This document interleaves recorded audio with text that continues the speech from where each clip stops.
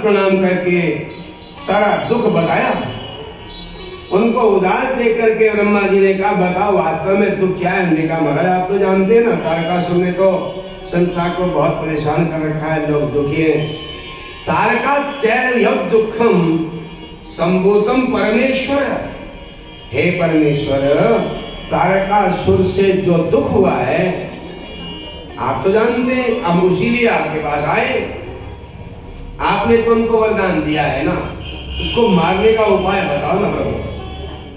ब्रह्मा जी ने कहा, देखो भाई, उसने तप किया है और उसकी तप से, उसकी साधना से मैंने प्रसन्न होकर उसको वरदान दिए हैं। तो एक वरदान तो उसको ये दिया है कि वो इतना बलवान होगा कि संसार में उसका कोई मुकाबला नहीं कर पाएगा, कोई बराबरी नहीं कर पाएगा।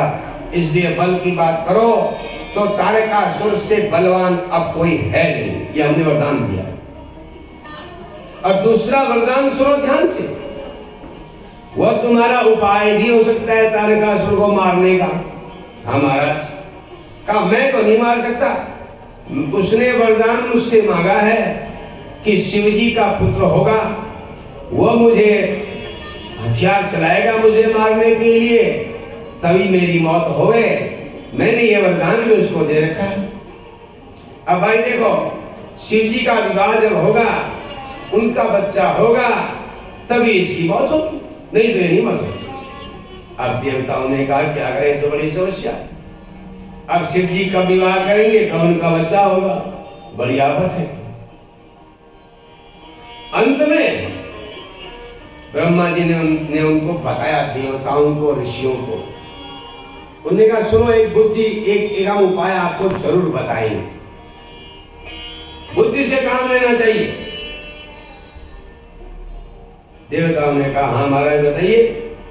हिमवत शिखरे रम्ये शंभुस्तप्यति नित्यशः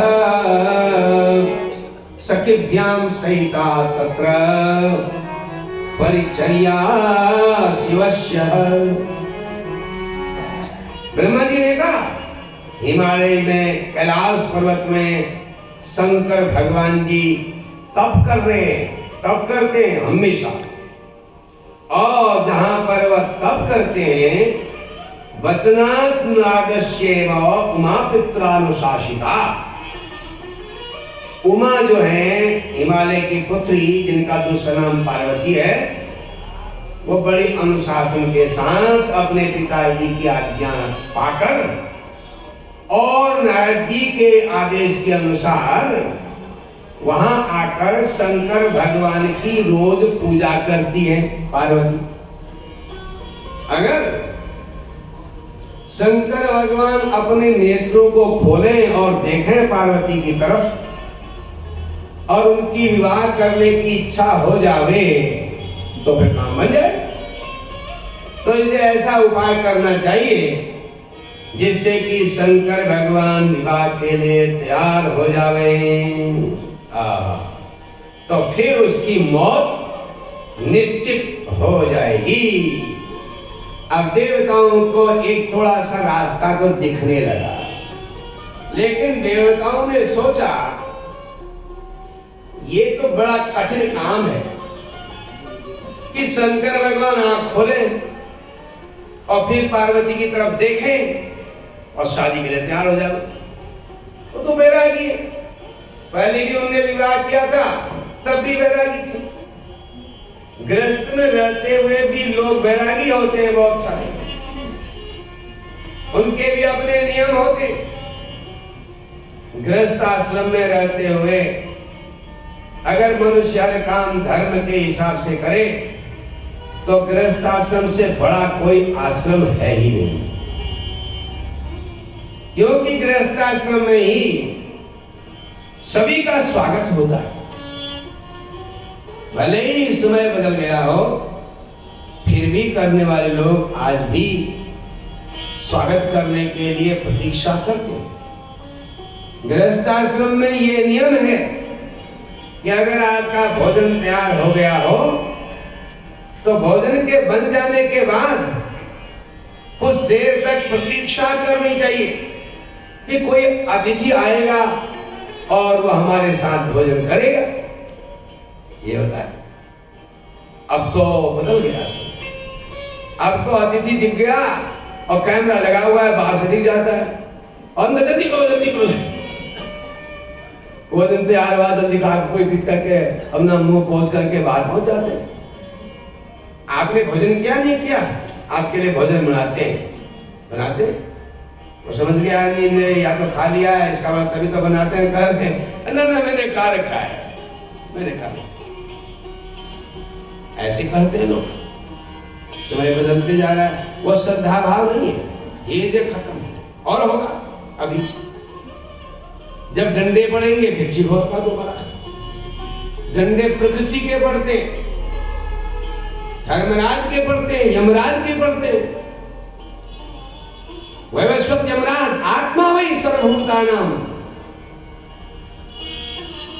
समस्त प्राणियों की आत्मा में धर्मराज रहते। तो सज्जनों, ये मनु महाराज कह रहे तो अतिथि सत्कार, घर में कोई आवे। अभी देखिए कितना सुंदर प्रसंग आता है। तो देवताओं ने कहा भाई इसके लिए क्या उपाय करें जिससे कि शंकर भगवान विवाह के लिए तैयार हो जाएं। इंद्र से कहा आप तय करो क्योंकि आप ही हमारे राजा हो। इंद्र ने कहा मेरे मन में एक उपाय आ गया है जिससे शंकर भगवान की शादी हो सके। तो इंद्र ने कहा आप लोग तो जाइए, अभी साधना करिए, जो भी आप करना चाहते हैं अपना काम करें, मैं अपना काम करूंगा। देवता लोग अपने हिमालय की गुफाओं में, कंदराओं में ऋषि मुनि अपने ध्यान करने चले गए। इधर इंद्र ने अपने मित्र को याद किया। इंद्र का कौन सा मित्र है? जहां इंद्र के कोई हथियार काम नहीं करते हो, उन हथियारों से बड़ा हथियार इंद्र का मित्र है। गतेषु तेषु देवेन्द्रः सस्मारं मकरध्वजम् आगतस्तत्क्षणादेव रत्या युक्त स्वयं प्रभु। इंद्र ने जैसे देवता लोग गए तो कामदेव को याद किया। याद करते ही कामदेव आ गए। पहले इंद्र के याद करने से नहीं, हम लोगों के याद करने से भी लोग आ जाते थे। जब से ये फोन आया ना, अब किसी को नहीं याद आती है और मुझे याद था। पहले तो ऐसा होता था, आप किसी की चर्चा कर रहे हो, 10 मिनट में आ जाता था। कहते अरे आपकी बड़ी लंबी उम्र है, आपकी तो बात कर रहे थे अभी हम, अब आ गए। पहले कोई ऐसा फोन थोड़ी था, ऐसे ही मन से सोचते। जब हिचकी लगे तो लोग कहते थे कौन लगा रहा होगा हिचकी? मेरा बेटा, मेरी पत्नी, मेरा मित्र। और मित्र कहते रुक जाते थे हिचकी। अब वो हिचकी आती ही नहीं किसी को। आती है आजकल हिचकी बंद है सब। सोचिए, विचार करिए थोड़ा दिमाग में, क्योंकि हमको किसी की याद ही नहीं आती अब तो इस किस्म की। कलिकाल में कोई परीक्षा थोड़ी करता है हमको याद करें और परेशान होता है।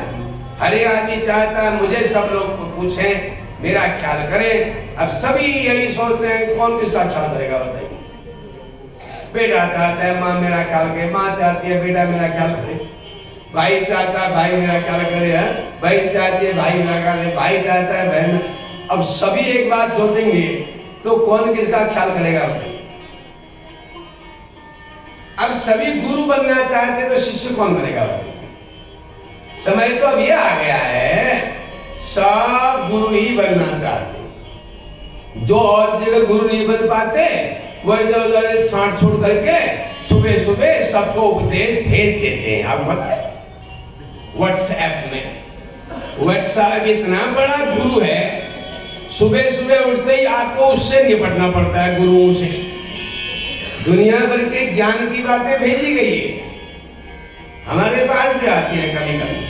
अब क्या उत्तर दें, वो ज्ञान इतनी बड़ी होती है कि हमारा दिमाग भी चकरा जाता है। तो बहुत ही ज्ञान भरी बातें वास्तव होती हैं, लेकिन वो आचरण करना बड़ा कठिन होता है। और ऐसी ऐसी बातें होती है जो शास्त्र में होंगी ही नहीं। तो सज्जनों, कामदेव आ गए, इंद्र ने उनका स्वागत किया। पहले मित्र को मित्र मिले तो अरे इतना आनंद हो जाता था आदमी को। दुर्लभम प्रिय दर्शनम, शास्त्र कहता है प्रेमी लोगों के दर्शन दुर्लभ हैं। तो कामदेव आ गए उसी क्षण, उनकी पत्नी भी साथ आई। उन्होंने इंद्र को प्रणाम किया और हाथ जोड़ के कहा किम कार्यम ते समुत्पन्नम स्मृतो हम केन हेतुना तत्त्वं कथय देवेश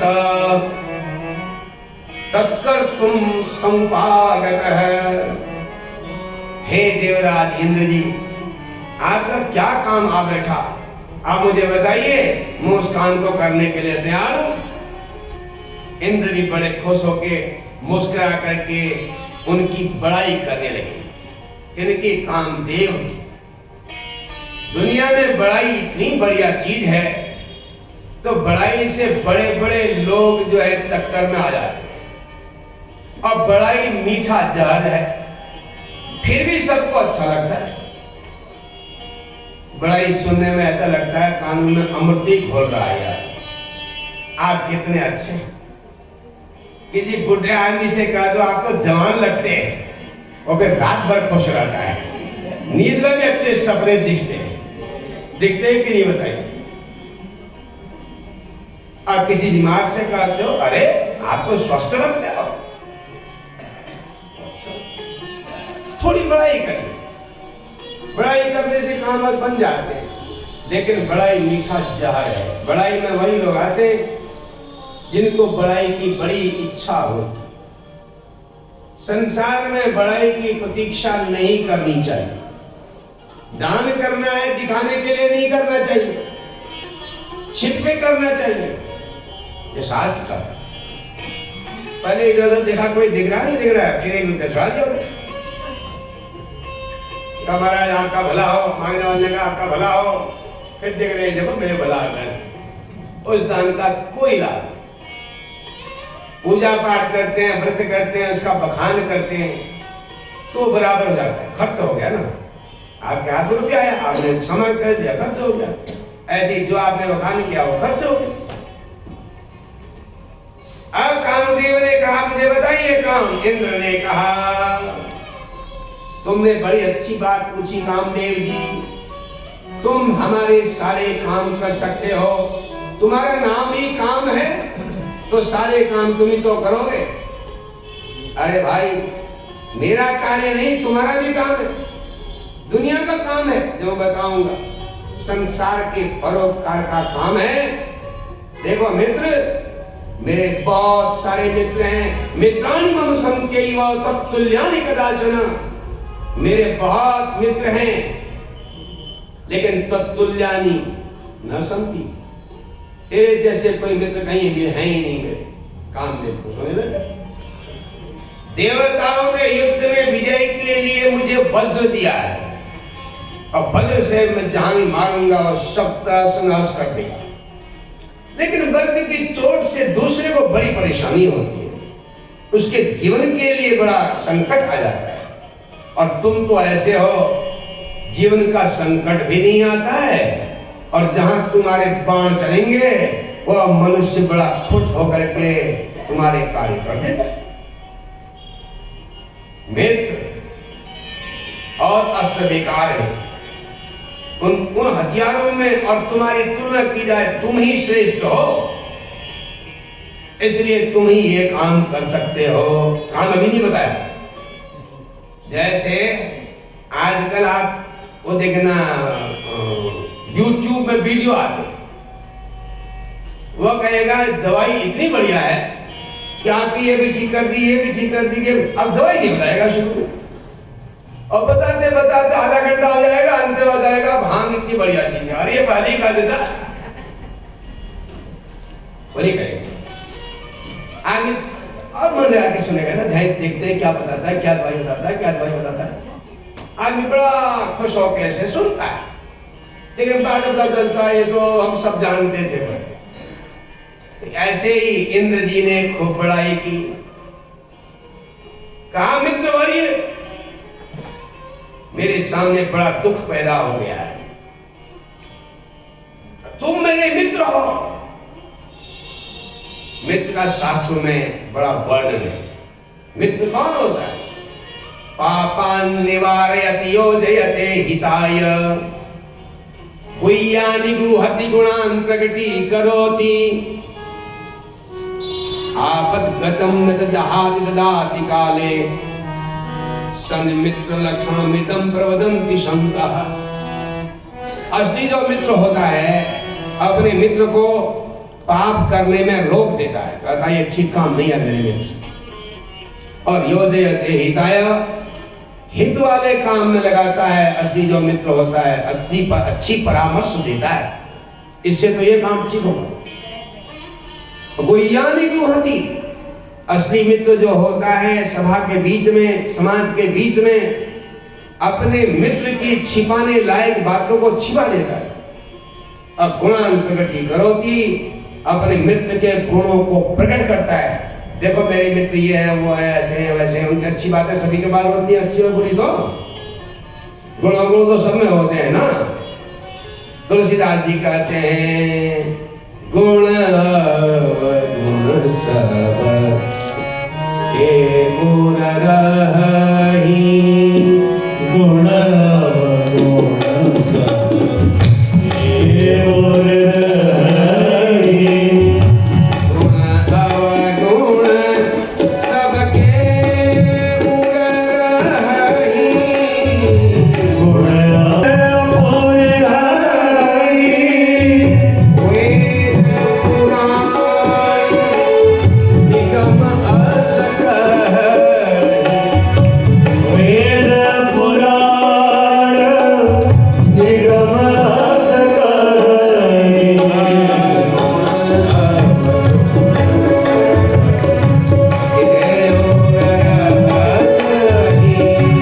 गुण अवगुण सबके गुण रही। संसार में सब जगह गुण और में, पुराणों में, शास्त्र में कहा गया है, लेकिन जो असली मित्र होता है अपने मित्र के गुणों को प्रकट करता है, उनका बखान करता है। ये गुण मित्र की विशेषता है। कष्ट के समय में, दुख के समय में असली मित्र अपने मित्र को छोड़कर नहीं जाता। आपद्गतं न ददाति, आपत्ति आने पर छोड़ के नहीं जाता। और असली मित्र ददाति काले, समय पर अगर मित्र को जरूरत है तो धन दौलत अन्न आदि जो उसको आवश्यकता है खुशी से देता है। ये मित्र की पहचान है। मित्र की पहचान ये थोड़ी है सामने बड़ाई करते रहे, पीछे उसकी निंदा करता है। तो मित्र ऐसा होना चाहिए, असली मित्र ऐसा होना चाहिए। इंद्र जी ने कहा कामदेव तुम मेरे असली मित्र हो। दानी की परीक्षा कब होती है? जब अकाल पड़ जाता है, दुर्भिक्ष पड़ जाता है। वीर की परीक्षा युद्ध में होती है, मित्र की परीक्षा, स्त्रियों की परीक्षा आपत्ति में होती है। असमर्थ जब स्त्रियां हो जाती हैं वहां उनकी परीक्षा होती है, और आपत्ति में मित्र की परीक्षा होती है। और विपत्ति आने पर अपने जो परिवार के सदस्य हैं उनकी परीक्षा होती है। प्रेम की परीक्षा परोक्ष में होती है, सामने प्रेम कोई दिखाने का विषय नहीं है कि भाई हम तुम्हें पसंद करते हैं, तुम अच्छे लगते हो, यह विषय नहीं है। पर वो प्रेमी जो होता है, जो प्रेम करते हैं, प्रेम तो आजकल लोग बहुत कम करते हैं, लव करते हैं। लव प्रेम जो आई लव यू होता है, प्रेम नहीं होता मैं आपसे प्रेम करता हूं, नहीं होता। तो वो आई लव यू वाला जो है मौका आने पर ऐसा टूटता है, वो गलाई काट के ले जाता है, क्योंकि वो बनावटी होता है, थोड़े स्वार्थ के लिए होता है। ये अंग्रेजियों का नारा है ना, तो ये हमारे सनातन धर्म का थोड़ी है। हमारे यहाँ प्रेम होता है, प्रेम में कोई स्वार्थ नहीं होता। जैसे माता पिता अपने बच्चों से प्रेम करते, असली समझदार माता पिता उनसे कुछ नहीं चाहते। असली गुरु शिष्य से प्रेम करते, उसको अपने से भी ज्यादा विद्वान बनाना चाहते। यह प्रेम। अब तो प्रेम की बात छोड़ो। प्रेम गोपियों ने भगवान श्री कृष्ण से किया, भगवान को छोड़ के चले गए तो नाराज थोड़ी हुई। प्रेम का मतलब है आपका प्रेमी आपसे दूर भी हो जाए तो आपको कोई असुविधा नहीं होती। प्रेमी को जैसे खुशी होती है उसमें आप खुश होते। अब प्रेमी का मतलब ये हो गया भाई जैसे मैं कहता हूं वैसे तुम करो तब तुम मेरे प्रेमी हो। ये तो स्वार्थ है जरा।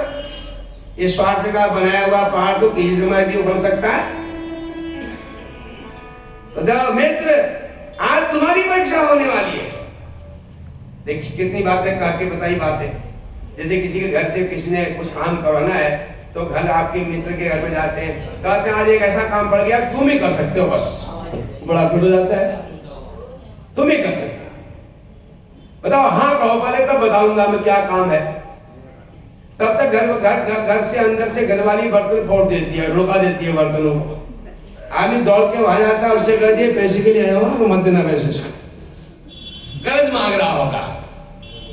हाँ तो फिर वो भी सजग हो जाता है, वो बड़ाई अड़ाई सब खत्म हो जाती है। वो 1 लाख मांग रहा था, हमने कहा 10,000 है लिया होगा। सुना 10,000 जाएंगे तो जाएंगे, 1 लाख देना का खतरा ही है ना।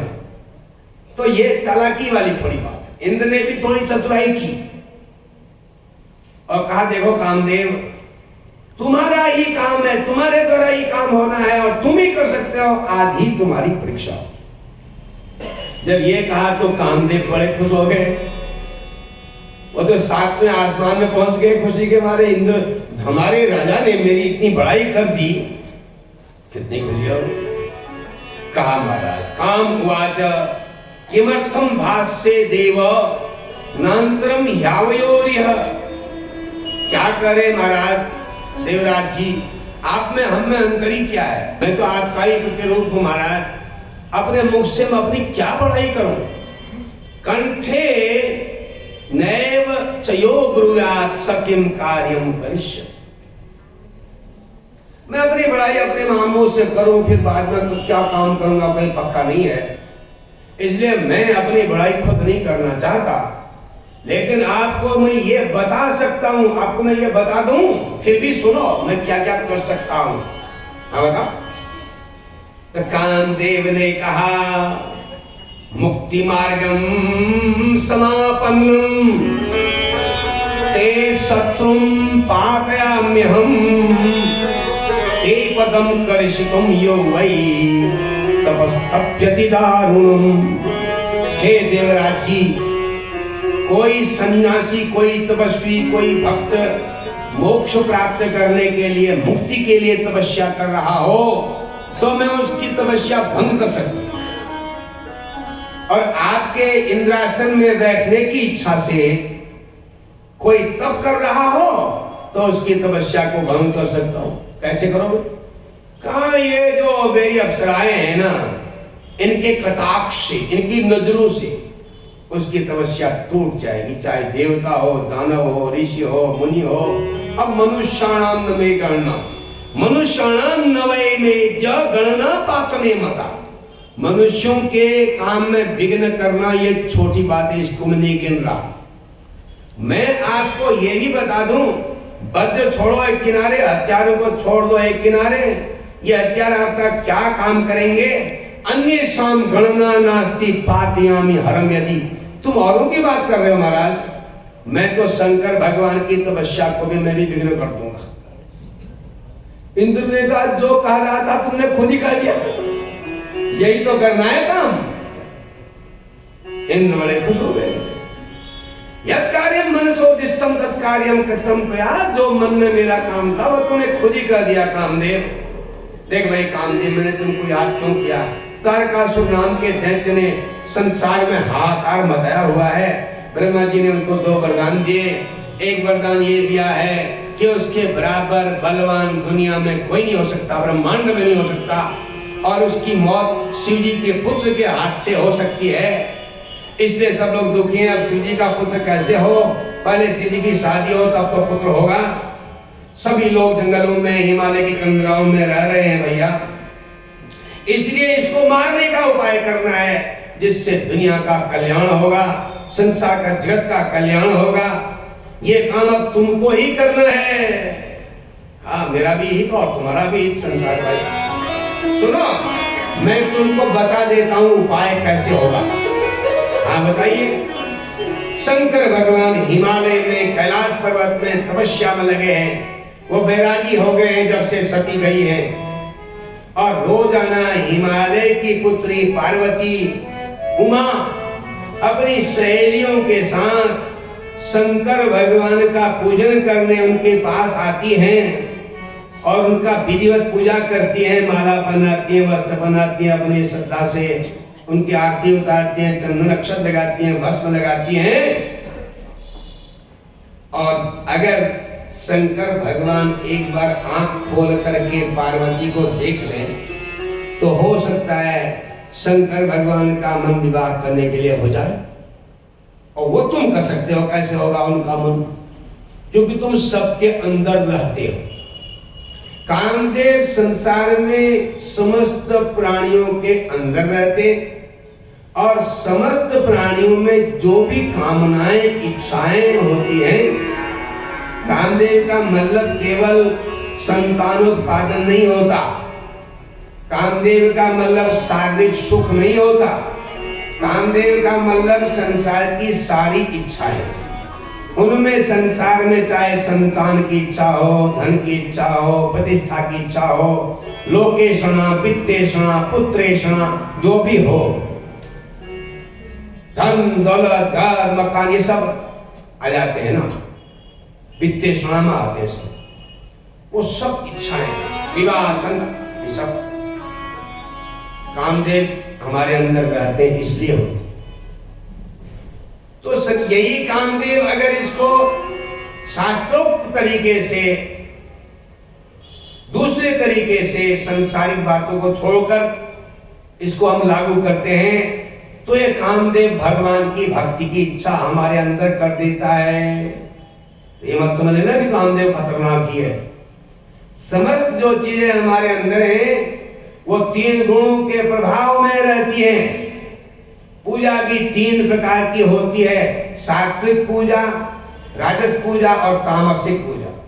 जब भी तीन प्रकार का होता है, यज्ञ भी तीन प्रकार का तो होता है, दान भी तीन प्रकार का होता है, श्रृंगार भी तीन प्रकार का होता है, बातें भी तीन प्रकार की होती है। जहां लड़ाई की बात चलेगी तो तामसिक बातें हैं, जहां जो है संसार की बातें चलेंगी, धन दौलत नाम प्रतिष्ठा, वो राजसी बातें हैं।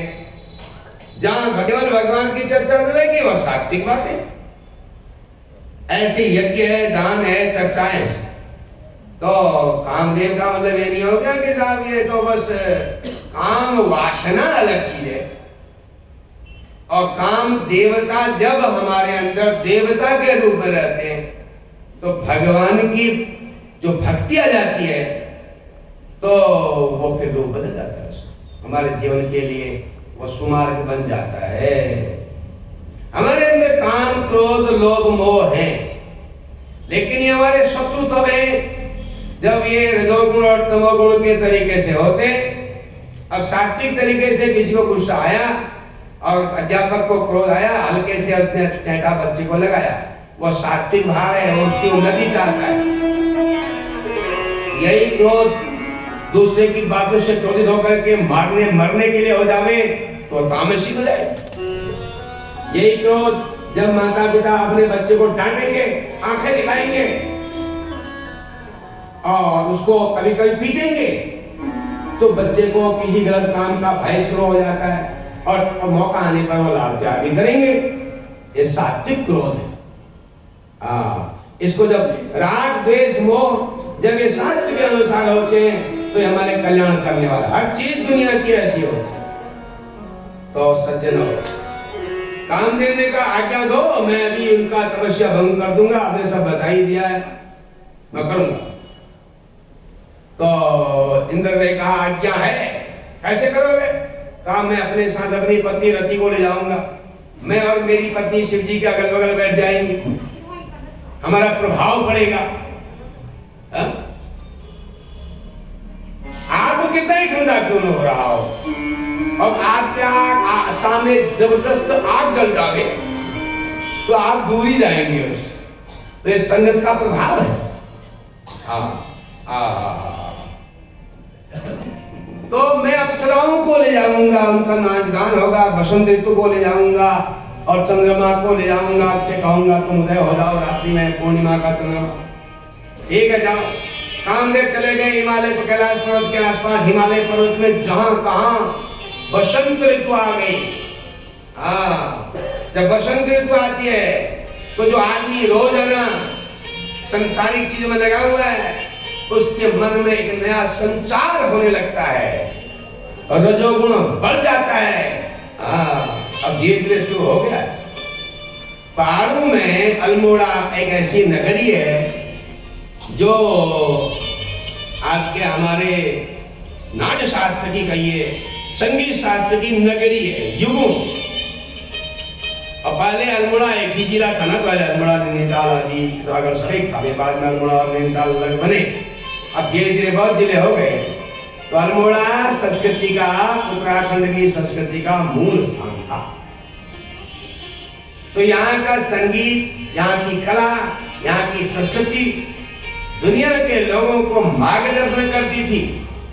तो अल्मोड़ा के क्रम से अब नैनीताल, अल्मोड़ा आदि शहरों में ये जो पौष की संक्रांति आती है, तब से अब होली शुरू हो गई है बैठ करके। अब अभी देवताओं के बंधन वाली होली होती है। पहले देवताओं के बंधन में इस होली को गाते थे। होली का मतलब प्रसन्नता है ना यहाँ पर। अभी वो होली नहीं चली है। संक्रांति को बहुत समय हो गया। 14 तारीख को संक्रांति थी ना, पौष की संक्रांति। तो वहां भजन गाते थे, माई के मदिरुआ में दीपक वारो, माई के मदिरुआ में दीपक वारो, अम्बे के मदिरुआ में दीपक